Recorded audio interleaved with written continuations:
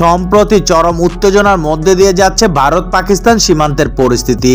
দুই দেশের এমন সম্পর্কের প্রভাব পড়েছে চলমান আইপিএল, পিএসএল এর মতো ফ্রাঞ্চাইজি লিগগুলোতেও। এমন পরিস্থিতিতে আইপিএল এর একটি ম্যাচের ভেন্যু স্থানান্তর করা হয়েছে। নিজেদের দ্বিতীয় হোম ভেন্যু হিসেবে ধর্মশালাকে ব্যবহার করছে পাঞ্জাব। সেখানে আগামী 11 মে চলতি আসরে নিজেদের শেষ ম্যাচে মুম্বাই ইন্ডিয়ান্সের মুখোমুখি হওয়ার কথা ছিল তাদের। তবে অপারেশন সিন্দুর কারণে সীমান্তবর্তী অঞ্চলে বাড়তি সতর্কতা জারি করেছে ভারত। সাম্প্রতিক হিংসতার পর বন্ধ হয়ে গেছে ওই অঞ্চলের বিমানবন্দরগুলো। এতে করে ধর্মশালায় পৌঁছানো সম্ভব নয় মুম্বাই দলের।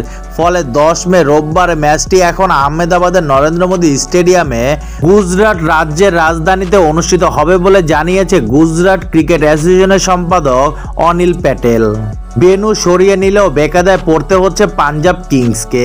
বিমানবন্দর বন্ধ থাকায় শ্রেয়াস আয়ারের দলকে 10 ঘন্টার ভ্রমণ করে দিল্লিতে পৌঁছাতে হবে আইপিএল এর অন্যান্য ভেন্যুর সাথে যোগাযোগ করতে। উল্লেখ্য, বুধবার ভারত পাকিস্তানের বিরুদ্ধে বিমান হামলা চালিয়েছে, যার ফলে উত্তর ভারতের একাধিক বিমানবন্দর সাময়িকভাবে বন্ধ হয়ে গেছে।